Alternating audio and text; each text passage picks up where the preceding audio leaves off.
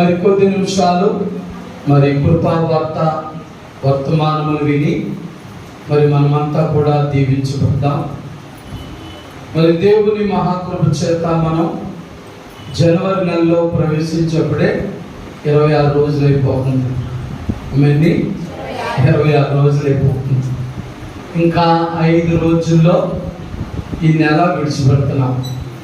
మరలా ఆదివారం వచ్చేసరికి ఫిబ్రవరి 2వ తారీఖు మొదటి ఆదివారం, అంటే 2025వ సంవత్సరం అప్పుడు నెల గతించిపోతుంది.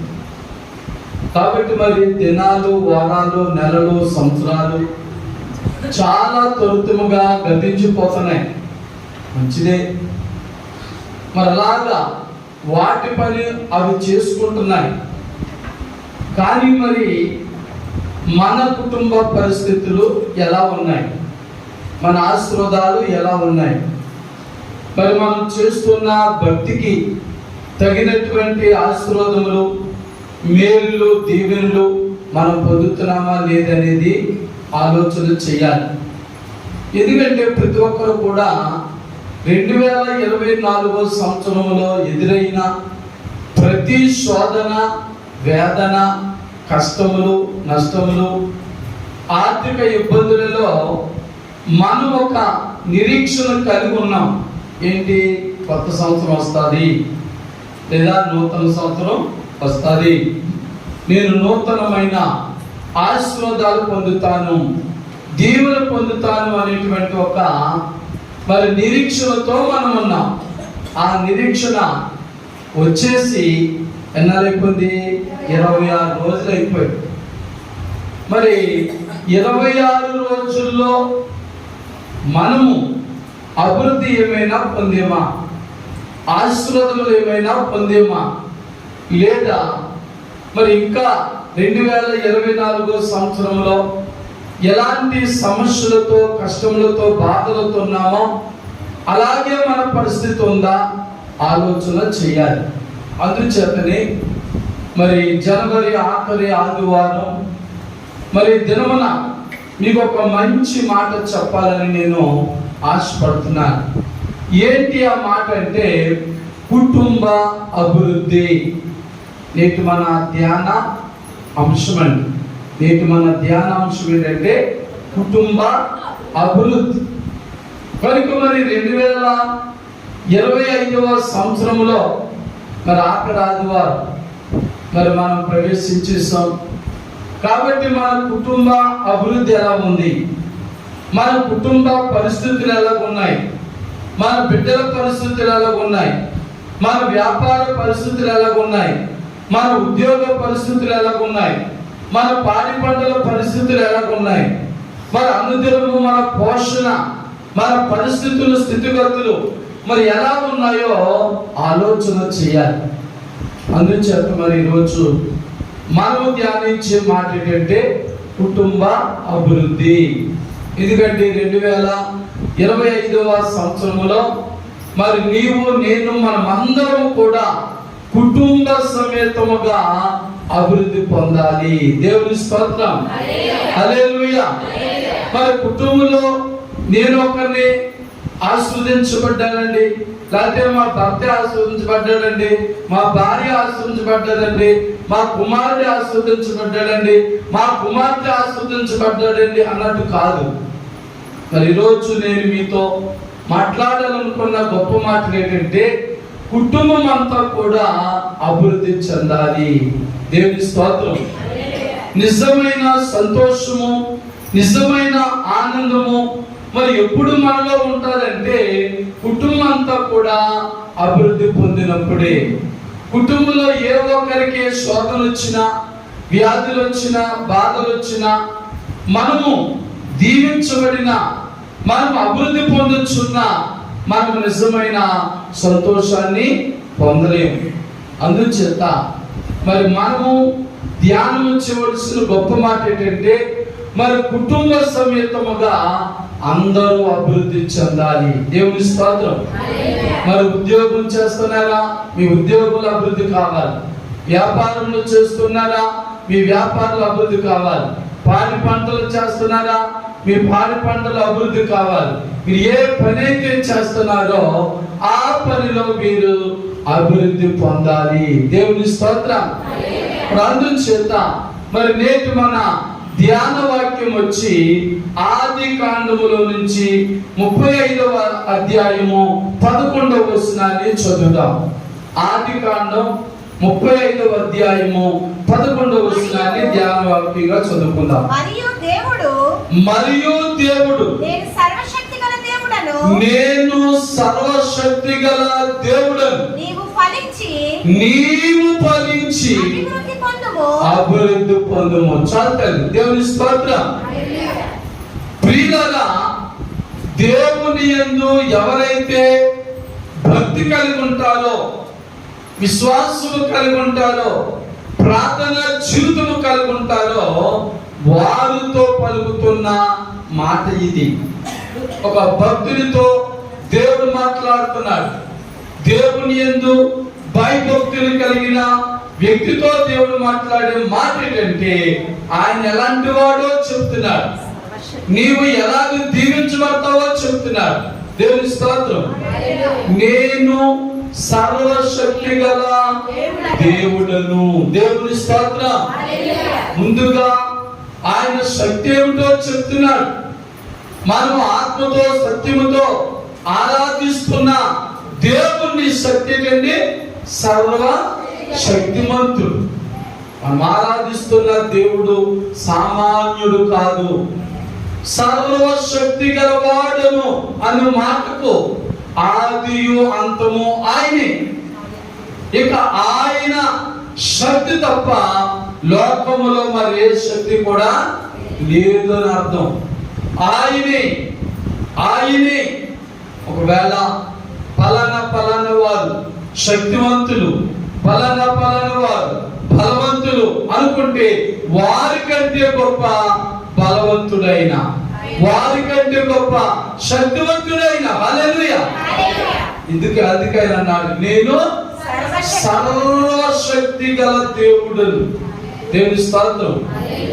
నేను సర్వశక్తి గల దేవుడు కనుక నీ కుటుంబ అభివృద్ధి నిమిత్తం నీకేది కావాలో అడిగిస్తాను. అది ఆయన ఉద్దేశం. హల్లెలూయా. మనం అనుకుంటున్నాం దేవుడు ఫలానాది చేయగలడు, ఫలానాది చేయలేడని మనమే తీర్మానం చేసి చెప్తున్నాం. ఎందుచేత నేను మనుషులు నమ్ముకున్నాను, వారి వాళ్ళు అవ్వలేదు. అధికారులు నమ్ముకున్నాను, వారి వాళ్ళు అవ్వలేదు. లేదా ఆరోగ్య విషయానికి వస్తే నేను ఫలానా పెద్ద డాక్టర్లు నమ్ముకున్నాను, వారి వల్ల అవ్వలేదు. లేదా ఎన్నో వేల రూపాయలు, లక్షల రూపాయలు ఖర్చు పెట్టాను, వాటి వల్ల కూడా మందుల వల్ల అవ్వలేదు. దీని వల్ల అవుతుందా? హల్లెలూయా. ఎందుచేత డాక్టర్ గారికైనా, ధనానికైనా, బలానికైనా, నీకైనా, నాకైనా సర్వశక్తి లేదు. కొంత శక్తి ఉంది. ఆ శక్తి ఉన్నంత వరకే మనం ఏదైనా చేయగలం. డాక్టర్లు ఏదైనా చేయగలరు, అధికారులు ఏదైనా చేయగలరు. ఆ శక్తికి మించి ఎవరు కూడా ఏమీ చేయలేరు. కానీ ప్రభు ఏమంటున్నాడంటే, నేను సర్వశక్తి గలవాడను. దేవుని స్తోత్రం. అంటే మనుషులకు అసాధ్యమైనది దేవునికి సమస్తము కూడా సాధ్యమే. దేవుని స్తోత్రం. హల్లెలూయా. అదండి సర్వశక్తిమంతుడు అంటే ఈ లోకములో మనుషులకైనా, ధనముకైనా, బలానికైనా, బలగానికైనా, అధికారులకైనా ఎవరెవరి వల్ల కూడా అవలేని కార్యములన్నీ, పనులన్నీ కూడా ఈ సర్వశక్తి గల దేవుని ద్వారా జరుగుతాయి. హల్లెలూయా. హల్లెలూయా. అందుచేత ఆయన తన భక్తులతో చెబుతున్న గొప్ప మాట ఏంటంటే, నేను సర్వశక్తి గల దేవుడు కనుక నిండు మాట ఉన్నాడు, నీవు ఫలించి అభివృద్ధి పొందుము. దేవుని స్తోత్రం. హల్లెలూయా. అదండి, నువ్వు ఫలించి అభివృద్ధి పొందాలి. కాబట్టి మరి 2025వ సంవత్సరంలో అప్పుడే 5 రోజులు తక్కువగా నీ నెల వెళ్ళిపోతుంది. మరి 26 దినాలలో ఈ 4 వారాలలో మరి ఎంతమంది దేవుడిచ్చిన అభివృద్ధిని పొందుకున్నారు?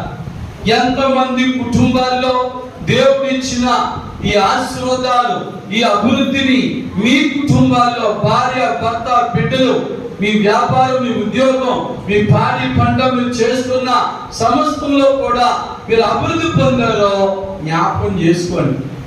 అందుకే నా అంశం ఏంటంటే కుటుంబ అభివృద్ధి. దేవుని స్తోత్రం, హల్లెలూయా.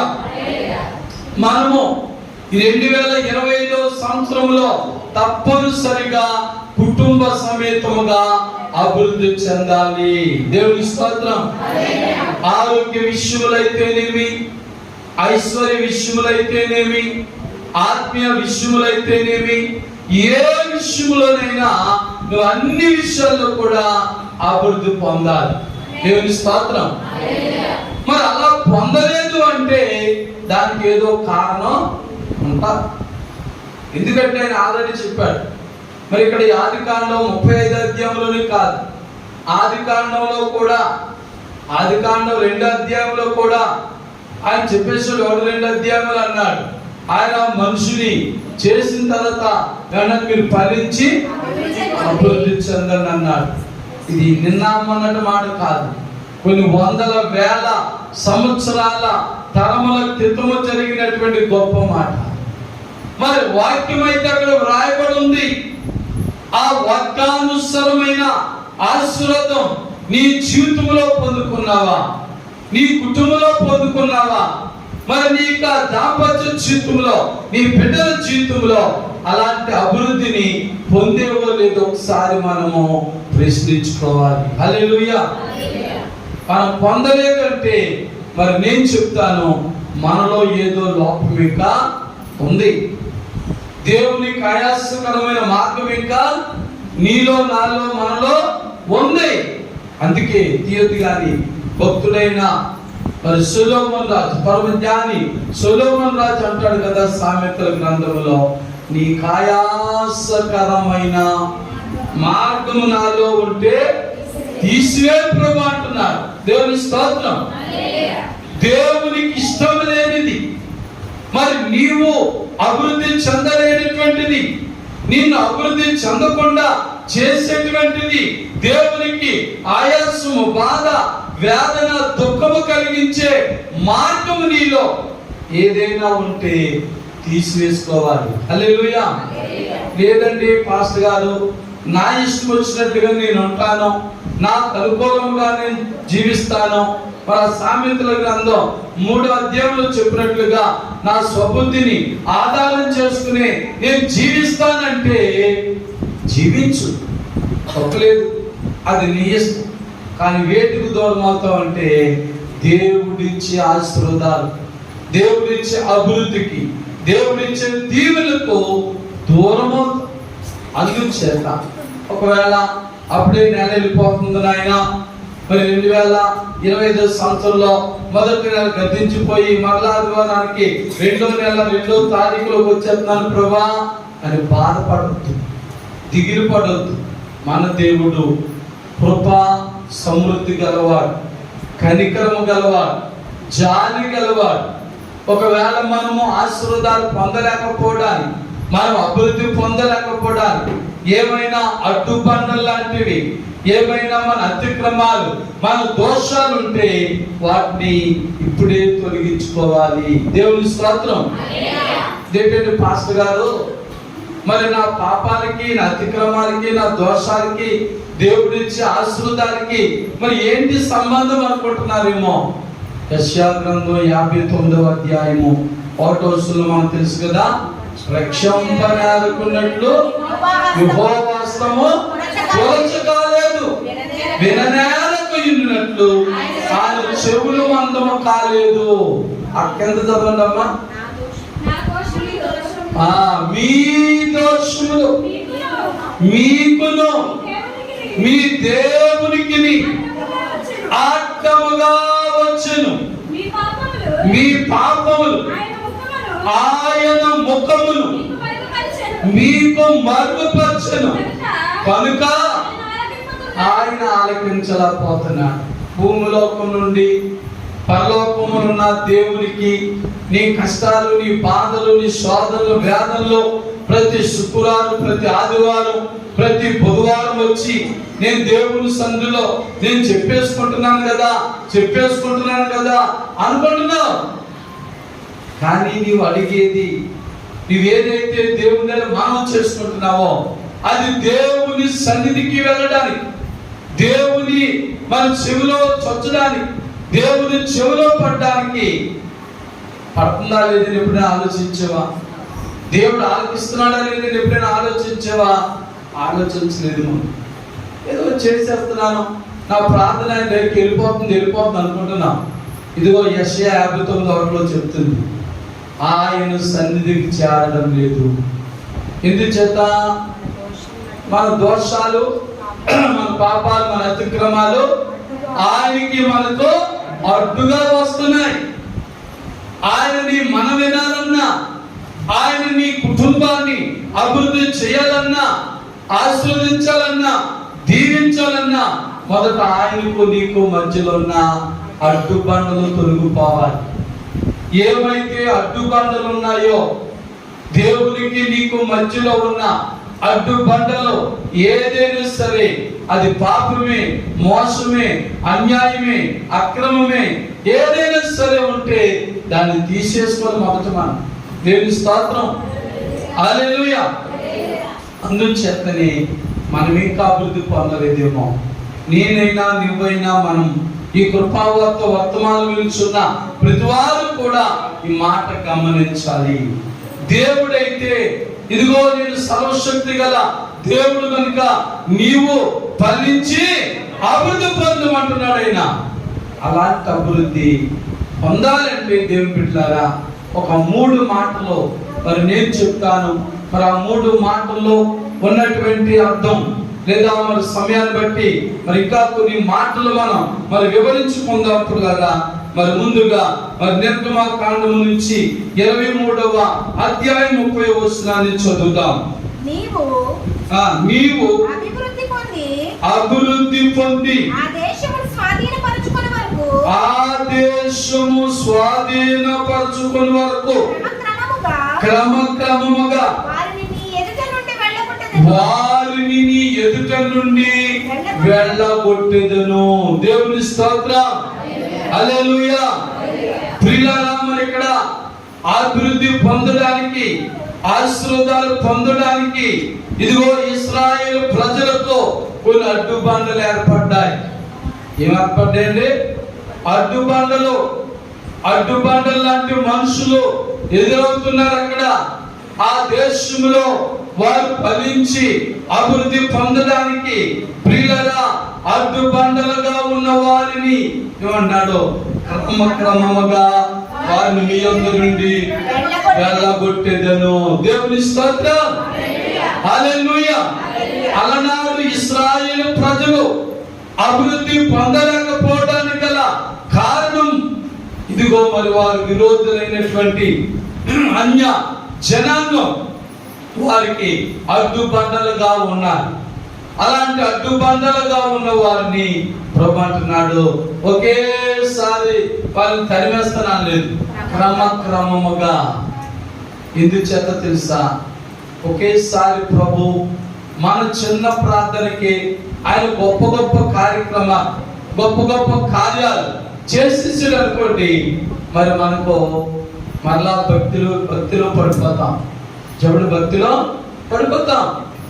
మరి ఆయన అందుకే బైబిల్లో ఏ వ్యక్తిని చూసినా, ఏ కుటుంబాన్ని చూసినా మరి ప్రతి ఒక్కరిని కూడా దేవుడు ఎలా ఆశీర్వదించాడు, ఎలా అభివృద్ధి చేశాడంటే క్రమక్రమముగాని. దేవుని స్తోత్రం. మరి విప్రతియోధి గాని ఇస్సాకును గురించి కూడా ఒక చక్కని మాట ఉంది. ఇస్సాకును దేవుడు ఎలా ఆశీర్వదించాడట? క్రమక్రమముగా ఆశీర్వదించాడు. దేవుని స్తోత్రం.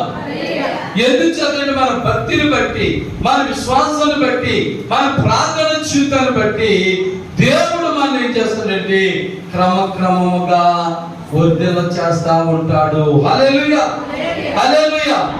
మరి మనలో సరైన విశ్వాసం, భక్తి, ప్రార్థన జీవితం లేనప్పుడు మనం ఏమనుకుంటామంటే అన్యాయంగా వచ్చి పడిపోవాలి, మనం డెవలప్ అయిపోవాలి, మనం అభివృద్ధి చెందేయాలి, ఫలానా వారి కంటే నేను గొప్పవాడిని అయిపోవాలనుకుంటాం.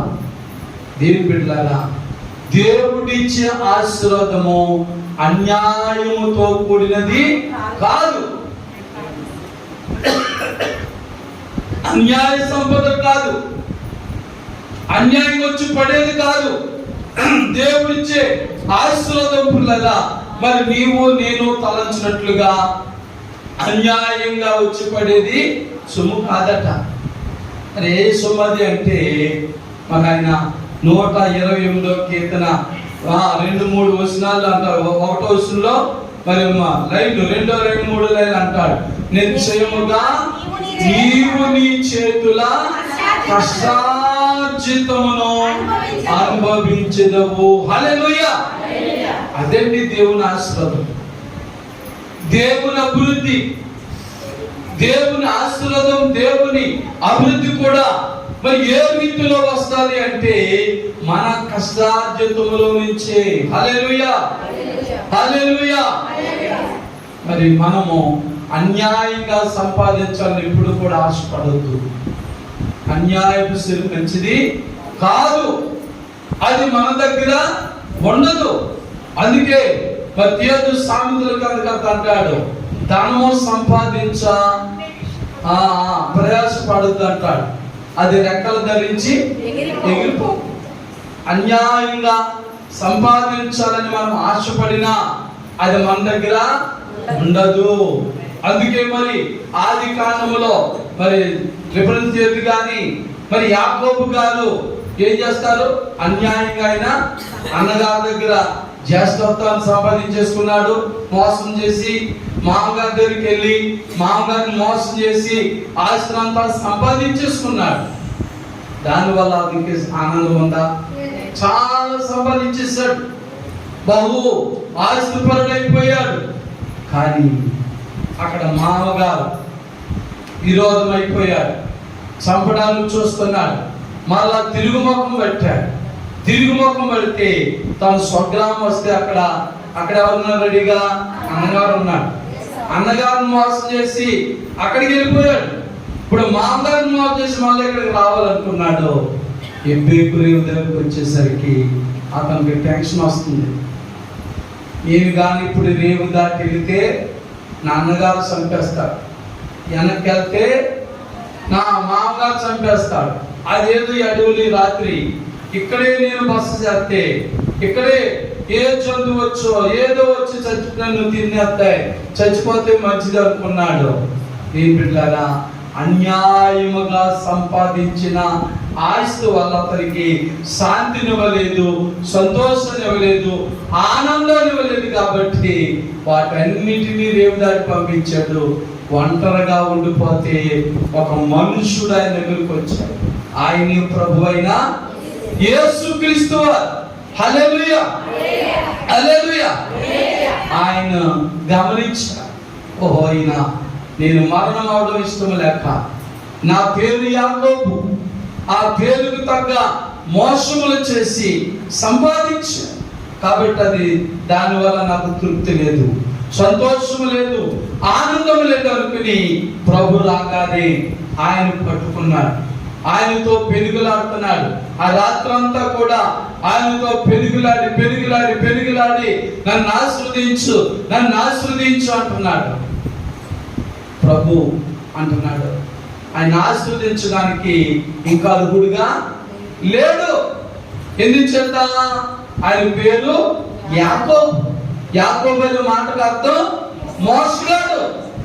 అతను మోస జీవితం, అతని పాప జీవితం మార్చబడలేదు కాబట్టి ప్రభు అతన్ని ఇంకా ఆశీర్వదించడానికి అంటున్నాడు కదా, నన్ను విడిచిపెట్టు, తెల్లవారిపోయింది, నేను వెళ్ళాలి, నన్ను విడిచిపెట్టంటే పిల్లరా ఆయన అంటాడు కదా, నీవు నన్ను ఆశీర్వదిస్తేనే కానీ నేను నిన్ను విడిచిపెట్టను, వదలను. దేవుని స్తోత్రం. ప్రభు అనుకుంది, ఓహో ఈ నన్ను విడిచిపెట్టాడు, వీడు మారాలి, వీడు మార్పు చెందితేనే కానీ ఆశీర్వాదములు పొందలేడని ప్రభు ఏం చేశాడంటే నీ పేరు ఏంటన్నాడు కానీ యాకోబు అన్నాడు. అంటే నేను మోసగానే ఒప్పుకున్నాడు. దేవుని స్తోత్రం. ఏమనుకున్నాడు? తన పేరు చెప్పాడు, యాకోబు అన్నాడు. ప్రభు అడిగినట్లు చెప్పాడు. మరి యాకోబు అని మాటకు మోసగాడు. ఎప్పుడైతే పేరు ప్రభుతో చెప్పాడో తన పాపాన్ని ఒప్పుకున్నాడు. నేను మోసగాడిని అని ఒప్పుకున్నాడు. దేవుని స్తోత్రం. నేను మోసగాడిని అని ఒప్పుకుంటే ప్రభు అన్నాడు, ఇక మీదట నువ్వు పేరు యాకోబు అనబడదు కానీ ఇశ్రాయేలు అని పిలువబడతావు. హల్లెలూయా.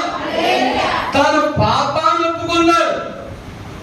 అక్కడ యాకోబు ఆశీర్వాదాలు పొందడానికి, యాకోబు కుటుంబం అభివృద్ధి పొందడానికి మరి ఏం ఒప్పుకున్నాడంటే తన పాపమును ఒప్పుకున్నాడు. కాబట్టి మొదటి మాటగా మనము నేర్చుకోవాల్సినటువంటి మాట ఏంటంటే మనము కూడా మన అభివృద్ధికి, మన ఆశీర్వాదానికి, మన దీవెనలకు, మన స్వస్థతలకు, మనం పొందవలసిన ఆ మేలులకు ఏమైతే అడ్డుబండగా ఉన్నాయో యాకోబు వలె మనము కూడా ఒప్పుకోవాలి. ప్రభా పలానా పాపం నాలో అడ్డుబండగా ఉన్నది నాయన, పలానా అతిక్రమం, పలానా దోషం నీ దీవెన పొందడానికి, నీ ఆశీర్వాదాలు పొందడానికి నాకు అడ్డుబండగా ఉంది ప్రభా అని మనం ప్రభు దగ్గర ఒప్పుకోవాలి. దేవుని స్తోత్రం.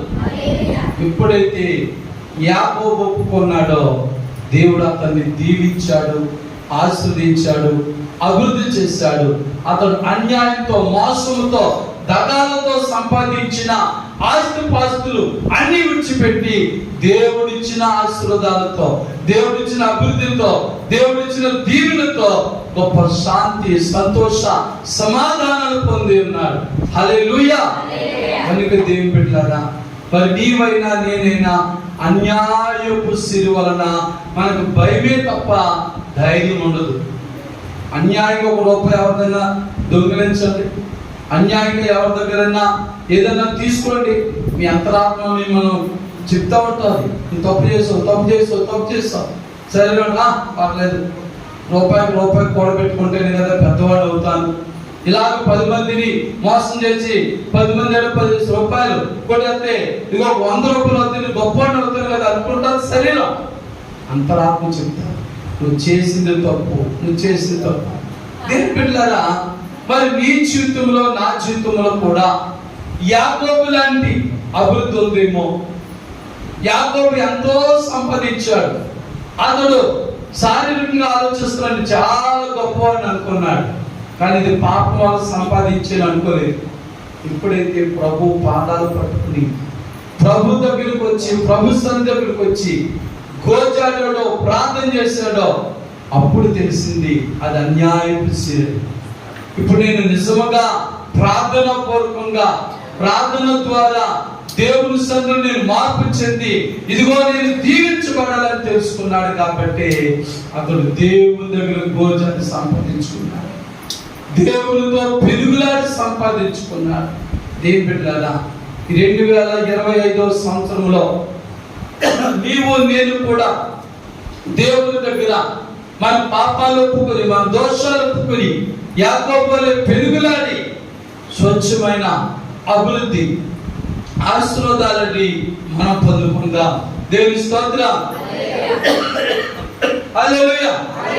అదండి మొదటి మాటగా మనం నేర్చుకోవాల్సింది ఏంటంటే మనలో ఉన్న పాపములన్నీ కూడా వెళ్ళగొడితే అభివృద్ధి పొందుతాం. దేవుని స్తోత్రం. అది ఏదైనా సరే, నేను ఏ పాపం చేయలేదని అంటామా? ఒక్క పాపం అందులో చేస్తాం, ఆజ్ఞాతిక్రమం అనే పాపం. దేవుని దగ్గరికి రాకపోవడమే పాపం. దేవుని ఆత్మతో, సత్యముతో ఆరాధన చేయకపోవడమే పాపం, అజ్ఞాతిక్రమం. ఆజ్ఞాతిక్రమం అనే పాపము నీవు, నేను, మనం అందరం చేస్తాం. అందుకే రోమపత్రికలో ప్రభు అంటాడు, నీతిమంతుడు లేడు, ఒక్కడు లేడు. నీతిమంతుడు లేడు, ఒక్కడు లేడు. కాబట్టి నీవు నేను కూడా నీతిమంతులు అనుకోవద్దు. లోకాసు వార్త 15వ అధ్యాయం కానీ అక్కడ మారు మనసు అక్కర్లేని ఎంతమంది ఉన్నారండి? 99 నీతిమంతులు అనుకున్న వారు ఉన్నారు. ఆ లిస్ట్ లో ఉండొద్దు. తర్వాత అంటాడు మారు మనసు పొందు ఒక పాపి విషయమై పరలోక రాజ్యంలో గొప్ప సంతోషం అంటున్నాడు. అలాగే నీవు నేను కూడా ఆ ఒక్క వ్యక్తిగా ఉంటే చాలు. మారు మనసు పొంది పాప క్షమాపణ పొంది నీతిగా నిజాయితీగా దేవునికి ఇచ్చిన చిన్న వ్యాపారం ద్వారా, ఆ చిన్న ఉద్యోగం ద్వారా, ఆ చిన్న పాడి పండ్ల ద్వారా మరి నువ్వు సంపాదించడం ప్రారంభించు. నిశ్చయముగా నీవు నీ చేతుల కష్టార్జితమును అందిస్తావు, ఆశీర్వాదాలు పొందుతావు, దీవులు పొందుతావు, మేలు పొందుతావు. కనుక మొదటి మాట నేను చెప్పేది నా సొంత మాట కాదు, కానీ వాక్యములోంచి మనం విన్న మాట. ఇశ్రాయేలు ప్రజలను అంటున్నాడు, నేను సర్వశక్తి గల దేవుడు కనుక నీవు ఫలించి అభివృద్ధి పొందుము. దేవుని స్తోత్రం. మరి రెండో మాటలోకి వెళ్దాం పిల్లరా. ఆదికాండం 17వ అధ్యాయం 1వ వచనం. ఆదికాండం 17వ అధ్యాయం 1వ వచనం. అబ్రాము 99 ఏండ్ల వాడై యెహోవా అతనికి ప్రత్యక్షమై నేను సర్వశక్తి గల దేవుడను నా సన్నిధిలో నడుచుచు నిందారహితుడుగా ఉండుము. దేవుని స్తోత్రం.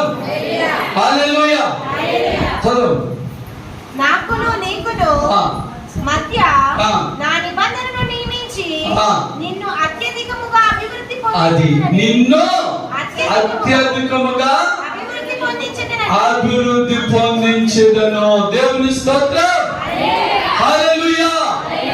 రెండో మాట ఏంటంటే పిల్లరా, నిందారహితముగా ఉన్నవారు అభివృద్ధి పొందుతారు. దేవుని స్తోత్రం. ఎవరండి? నిందారహితులు అంటే ఏ నింద లేని వారు. ఇది సాధ్యమా? లోకంలో ఇది సాధ్యమా? లోకంలో మళ్ళీ ఎవరైనా నిందించకుండా ఉంటారంటే లోకరీతిగా అసాధ్యమే. చెప్పండి, లోకరీతిగా అసాధ్యమే. కానీ నేను చెప్పేది మనుషుల ద్వారా నిందింపబడటం వచ్చి కాదు, దేవునితో నిందారహితులు అనిపించుకోవాలి. దేవుని స్తోత్రం. దేవుని చేత ఎవరైనా నిందారహితులు అనిపించుకోవాలంటే ఆయన ఏం చెప్పాడు? ఆయన మార్గంలో నడవాలి. దేవుని స్తోత్రం. లోక మార్గంలో నడవడం కాదు. ఏ మార్గం అండి? లోక మార్గంలో నడిస్తే లోకులతో నిందలు అనుభవిస్తావు, దేవునితో కూడా నింద అనుభవిస్తావు. కానీ ఇక్కడ బైబిల్ గ్రంథంలో ప్రభు చెబుతున్న మాట ఏంటంటే, నీవు నా మార్గంలో నడుచుచు నిందారహితుడుగా ఉండు. దేవుని స్తోత్రం. మనం అభివృద్ధి పొందాలంటే, మన కుటుంబం అభివృద్ధి పొందాలంటే మొదటి మాట మనలోంచి పాపాలు తీసేసుకోవాలని చెప్పారు. రెండోది ఏంటంటే మనం నిందారహితులుగా ఉండాలి. ఏ నింద మన మీద ఉండకూడదు. చెప్పండి, ఏ నింద కూడా మన మీద ఉండకూడదు. మరి అలా ఉండాలంటే మనము దేవుని మార్గంలోనే నడవాలి. లేదండి నాకు ఇష్టమైన మార్గంలో నేను నడుస్తాను, శుక్రవారం ఆదివారం మీద వస్తాను, అందరితో పాటు నేను కట్టుతాను వెళ్తానంటే కుదరదు.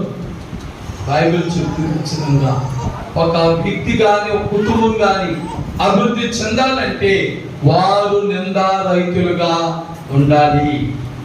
ఒకవేళ లోకరీతికి ఇది మన సాధ్యం కాదు. ప్రభు అన్నాడు మత్తయి సువార్త 5వ అధ్యాయం 10వ వచనంలో చెప్పాడు, నా నిమిత్తము జనులు మిమ్మును నిందించి హింసించి చెడ్డ మాటలల్లా మీ మీద పలికినప్పుడు అది మీరు సంతోషించి ఆనందించాం. అది లోకం ఎప్పుడు మనం నిందిస్తూనే ఉంటాం. ఆ విషయంలో భయపడద్దు. నేను నిందారహితులు కాదేమో, నేను నిందారహితుడు కాదేమో అనుకోదు.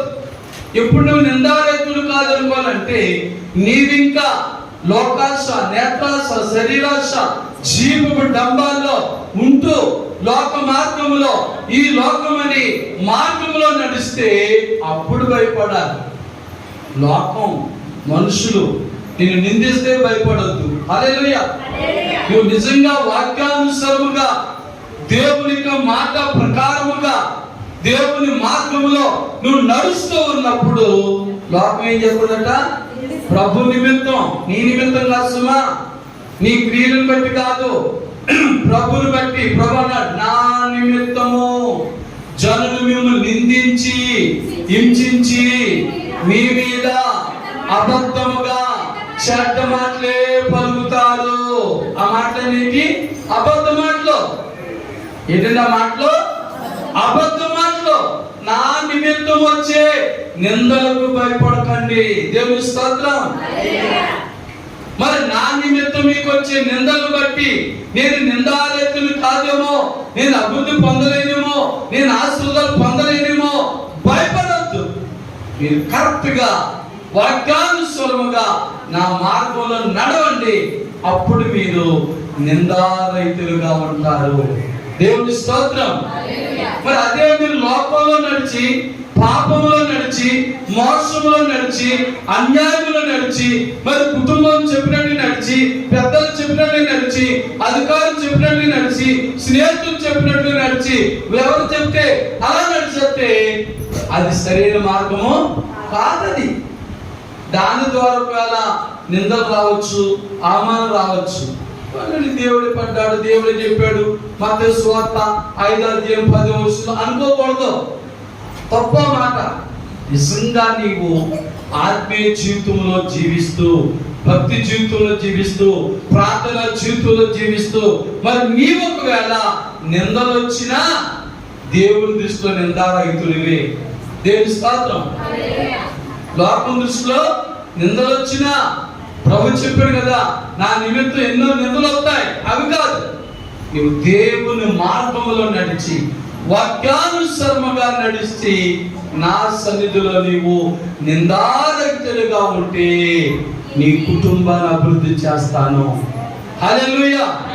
నీ బిడ్డలను అభివృద్ధి చేస్తాను, నీ వ్యాపారాన్ని అభివృద్ధి చేస్తాను, నీ ఉద్యోగమును అభివృద్ధి చేస్తాను, నీ పాడి పంటలను అభివృద్ధి చేస్తాను అంటున్నాడు ఆయన. దేవుని స్తోత్రం. కనుక దేవుని బిడ్డలారా, రెండోది నీవు నేను కూడా దేవుని దృష్టిలో ఎలా ఉండాలండి? నిందారహితులుగా ఉంటే మన కుటుంబం ఈ 2025 సంవత్సరంలో అభివృద్ధి పొందుతాది. దేవుని స్తోత్రం. హల్లెలూయా. మరి ఎన్నో చెప్పాలనుకున్న టైం అయిపోయి ఒక మాట చెప్పి ముగించేస్తాను. మూడో మాట, ద్వితీయోపదేశ కాండం 6వ అధ్యాయము 3వ వచనం చదువుదాం. కాబట్టి ఇశ్రాయేలు నీ పితరులైన యెహోవా నీతో చెప్పిన ప్రకారము పాలు తేనెలు ప్రవహించే దేశములో అమ్మా మేలు కలిగి బహుగా అభివృద్ధి నొందినట్లు నీవు వాటిని విని అనుసరించి నడుచుకొనవలెను. దేవుని స్తోత్రం. ఆఖరిగా మూడో మాట, మన కుటుంబం అభివృద్ధి చెందాలంటే వాక్యానుసారముగా నేను చెప్పే మాట ఏంటంటే, దేవుని వాక్యము విని అనుసరించువాడు అభివృద్ధి పొందును. దేవుని స్తోత్రం. ఏంటంటే పాస్టర్ గారు, శుక్రవారం, ఆదివారం, బుధవారం వారానికి 3 సార్లు మందిరానికి వచ్చి వాక్యాన్ని వింటున్నాము కదా అనుకుంటున్నారు మీరు. సాతాను ఏం చెప్తాడంటే, మన హృదయంలో వాక్యం అనే విత్తనం పడకుండా వాడు దొంగిలిస్తాడు, ఎత్తుకుపోతాడు. ఏం చెప్తాడండి? ఎత్తుకుపోతాడు. అందుచేత మనము దేవుని వాక్యం వినాలి. ఏ వాక్యం అయితే విన్నామో ఆ వాక్యానుసారముగా అనుసరించాలి. దేవుని స్తోత్రం. హల్లెలూయా. వింటేనే సరిపోదు, నీకు ఆశీర్వాదములు రావాలంటే, దీవెన రావాలంటే, నీ కుటుంబ అభివృద్ధి పొందాలంటే దేవుని బిడ్డలారా, నేను వినేస్తున్నాను పాస్టర్ గారంటే కాదు, కానీ విన్న దాని ప్రకారంగా చెయ్యాలి. దేవుని స్తోత్రం. నీవు ఏ వాక్యం అయితే చదువుతున్నావో, ఏ వాక్యానైతే వింటున్నావో వాటి ప్రకారంగా నడవాలి. దేవుని స్తోత్రం. హల్లెలూయా. వాటిని అనుసరించినప్పుడు మనకు అభివృద్ధి కలుగుతారు. ప్రభువా, మరి నీ వాక్యం చాలా కష్టమైనా వినమంటే వింటాను, కానీ వాటి ప్రకారంగా చేస్తే నేనెలా బ్రతకాలనైనా, నేనెలాగా ఉండగలను ప్రభువా అంటే కుదరదట. దేవుని వాక్యము నువ్వు విన్న ప్రకారముగా నువ్వు అనుసరించాలి. నువ్వు దాని ప్రకారంగా జీవించాలి. ఎప్పుడైతే అలా జీవిస్తావో దేవుని బిడ్డలారా, అప్పుడు మీ కుటుంబ అభివృద్ధి పొందాలి. మీ భార్య, మీ భర్త, మీ బిడ్డలు, మీ కలిగిన సమస్తము కూడా అభివృద్ధి పొందుతారు. హల్లెలూయా, హల్లెలూయా. అందుచేత మరి 3 మాటలకు మీ ప్రశ్న ఏంటి? మొదటిది, మన కుటుంబం అభివృద్ధి చెందాలంటే మనలో ఉన్న పాపాన్ని తీసివేసుకోవాలి. మరి రెండోది నిందారహితులుగా ఉండాలి. లోకం దృష్టిలో కాసుమా, దేవుని దృష్టిలో. లోకం దృష్టిలో మనం ఎంత నీతిగా, నిజాయితీగా, మంచిగా జీవించినా ఎవరో ఏదో నింద వేస్తానే ఉంటారు, ఏదో మాట అంటానే ఉంటారు, ఏదో బురద జరుగుతానే ఉంటారు. అందుచేత మనుషులు మాటలు కాదు, మనుషులు అనుకోండి, మనుషులు ఏమంటే అనుకోండి, ఎంత చెడ్డగా చెప్పుకోండి, కానీ దేవుని దృష్టికి నువ్వు ఎంత నీతిమంతులుగా ఉన్నావు, ఎంత నిందారహితులుగా ఉన్నావు అన్నది నీవు తెలుసుకోవాలి. దేవుని స్తోత్రం. మరి 3వ మాట, దేవుని మాట వాక్యాలు విని అనుసరించాలి. దేవుని వాక్యం విని అనుసరించాలి. అందుకే మరి 128వ కీర్తన అవుతుంది చెప్పండి. యెహోవా యందు భయభక్తులు కలిగి, రెండో లైన్లో ఉందమ్మా, ఆయన త్రోవల యందు నడుచువారందరూ ధన్యులు. హల్లెలూయా.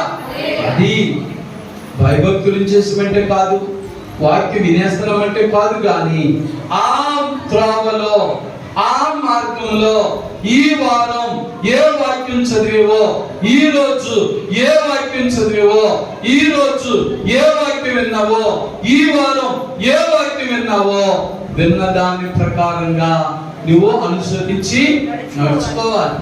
అప్పుడు తప్పనిసరిగా నీ కుటుంబం అభివృద్ధి చెందుతారు. ఎందుకంటే ఆయన ఎప్పుడో నిన్ను నన్ను ఆశీర్వదించి విడిచిపెట్టాడు. అభివృద్ధి పొందమని, ఆశీర్వాదాలు పొందమని, దీవెనలు పొందమని, మేలు పొందమని ఎప్పుడో ఆయన మనల్ని ఆశీర్వదించి విడిచిపెట్టాడు. కానీ ఇదిగో మనలో ఇంకా ఉన్న పాపం, మనం ఇంకా నిందారహితులుగా లేకపోవడం వల్ల, మనం ఇంకా విన్న వాక్యం వినలేకపోవడం చేత, విన్న వాక్యంలో నడవలేకపోవడం చేత మన అభివృద్ధి ఆగిపోయింది, మన ఆశీర్వాదాలు ఆగిపోయాయి, మన దీవులు ఆగిపోయి, మన మేలు ఆగిపోయే కనుక పిల్లరా, ఇదిగో 2వ నెలలో అడుగు పెట్టిపోతున్నాం. ఈ 2025 సంవత్సరం 12 నెలలలో అప్పుడొక నెల గతించిపోతుంది. మరలా ఆదివారం 2వ నెలలోకి వచ్చేస్తున్నాం. కాబట్టి మరి నీ అభివృద్ధి ఎలా ఉంది, నీ ఆశీర్వాదాలు ఎలా ఉన్నాయో ఈ 3 మాటల ద్వారా ఒక్కసారి నిన్ను నువ్వు ప్రశ్నించుకుని, పరిశోధించుకుని ప్రియులారా అభివృద్ధి పొందండి. ఒకవేళ నిజంగా మీలో ఈ 3 మాటలు అనుభవం మీలో ఉంటే దేవుని స్తోత్రం చెప్పండి. లేకపోతే 3 కానీ 2 కానీ కనీసం 1 కానీ మీలో లేకపోతే మనం మోకరించి ప్రభు సన్నిధిలో, ప్రభా నాలో ఉన్న, మోకరించుదామమ్మా. ప్రభా, మొదటి మాట ప్రకారంగా నాలో ఉన్న పాపము చేతే నేను అభివృద్ధి పొందలేకపోతున్నానేమో, నా కుటుంబం అభివృద్ధి పొందలేకపోతుందేమోనైనా, నా హృదయంలో, నా గృహంలో ఉన్న ఆ పాపాన్ని ఇప్పుడే నేను తీసివేసుకుంటున్నాను ప్రభుని ప్రభు సన్నిధిలో ప్రార్థన చేయండి. ప్రభు మీ కుటుంబాన్ని అభివృద్ధి చేస్తాడు. అలాగే 2వ మాటగా మరి నీవు దేవుని దృష్టిలో నిందా రైతులుగా లేవేమో. మనుషులందరూ మెచ్చుకుంటున్నారు కదా, నా భక్తిని మెచ్చుకుంటాను, నా ప్రార్థన మెచ్చుకున్నాను, నా పాటలు మెచ్చుకుంటున్నారు, నేను క్రమంగా చర్చకు వస్తాను మెచ్చుకుంటున్నారని నేను నిందారహితుని అనుకుంటున్నావేమో. దేవుని దృష్టిలో నీవు ఎలా ఉన్నావు? దేవుని దృష్టిలో నిందారహితులుగా ఉండాలి. దేవుడు మన మీద ఏ నింద మోపకూడదు. అలాంటి భక్తి నీకుంటే సంతోషం. అలాంటి భక్తి లేకపోతే ప్రభా ఇప్పుడే నన్ను నిందారహితునిగా చేయి ప్రభా అని ప్రార్థన చేద్దాం. అలాగే మూడో మాట, వినాలి, విన్నదాన్ని అనుసరించాలి. ఒకవేళ నీవు వినలేకపోతున్నావేమో. చాలా మంది పాటలు పాడించేపు సంతోషంగా వింటారు, ప్రార్థన చేసిన చెప్పు సంతోషంగా వింటారు, వాక్యం చెప్పేటప్పుడు వినలేరు. కొంతమంది వినినా అనుసరించలేరు. అలాంటి స్వభావం అంటే ఇప్పుడే మన వాక్యం వినే చెవులను దయచే ప్రభుని అడుగుదాం. ప్రభా నాకు మంచి వాక్యం వినేటువంటి మనసు నాకు దయచే ప్రభుని అడుగుదాం. అలాగే ప్రభా నేను ఏమైతే వింటున్నానో చదువుతున్నానో వాటి ప్రకారం నడవడానికి అనుసరించే మనసు నాకు దయచే ప్రభుని ప్రార్థన చేస్తే నీ కుటుంబం అభివృద్ధి చెందుతారు. ప్రార్థన చేసుకున్నాం. పిల్లరా, ప్రేమమైన యేసయ్య మీకే వందనాలు స్తోత్రములు చెల్లిస్తున్నాం. ఆశ్చర్య కార్యములు, అద్భుత కార్యములు, బలమైన కార్యములు ఇచ్చేవాడా, ఈ 2025 సంవత్సరంలో నేను, నా సంఘం, నేను, నా కుటుంబం అభివృద్ధి చెందాలి ప్రభా. అభివృద్ధి పొందడానికి 3 ఆటంకాలు చెప్పుకున్నాం. మాలో ఉన్న పాపం ఒక ఆటంకమని, అది ఉంటే మాలో ఇప్పుడే తీసుకునే మనసు మాకు దయచేయండి. రెండోది నిందారహితులుగా ఉండలేకపోవడం తండ్రి. మనుషుల దృష్టిలో మంచివారుగా కనబడుతున్నాం, కానీ నీ దృష్టిలో మంచివారుగా ఉండలేకపోతున్నాం కాబట్టి అభివృద్ధి పొందలేకపోతున్నాం. అలాంటి మనసు మాలో ఉంటే ఇప్పుడే తీసివే ప్రభా. మూడోది నైనా నీ వాక్యం వినలేకపోతున్నాం, అలాగే విన్న దాని ప్రకారం నడలేకపోతున్నాం. ఒకవేళ అలాంటి మనసు ఉంటే తీసివేసి నీ వాక్యమును శ్రద్ధగా విని ఏ వాక్యం అయితే వింటున్నామో వాక్య ప్రకారంగా జీవించినట్లుగా మాకు మంచి విశ్వాసం, భక్తి, ప్రార్థన జీవితం దయచేయండి ప్రభా. ఆ ప్రకారంగా ఇదిగో నాయన అప్పుడే 2025 వచ్చి నాయన మరిగో ఒక నెల గతించిపోతుంది నాయన. 5 రోజుల్లో మరి ఆఖరి ఆదివారంలోకి వచ్చేస్తాం. మరలా ఆదివారానికి 2వ నెలలోకి వచ్చేస్తున్నాం. అయ్యా ఈ నెల అభివృద్ధి ఏంటినైనా ఈ అభివృద్ధిని ఈ మాటల ద్వారా మమ్మల్ని మేము పరీక్షించుకుని పరిశోధించుకుని ప్రభా మరలా ఆదివారానికి మేము అభివృద్ధి చెంది ఆశీర్వాదములు పొంది గొప్ప సాక్ష్యములు చెప్పినట్లుగా నన్ను మమ్మల్ని బలపరచమని యేసుక్రీస్తు పరిశుద్ధ నామములో ప్రార్థించి వేడుకొనుచున్నాము తండ్రి. ఆమేన్. దేవుని స్తోత్రం. హల్లెలూయా. ఇంతవరకు కూడా కృపావార్త వర్తమానం విన్న మీ అందరికీ నా వందనాలండి. మరి దేవుడు మిమ్మల్ని అందరినీ దీవించి ఆశీర్వదించి కాక. ఆమేన్. God bless you all.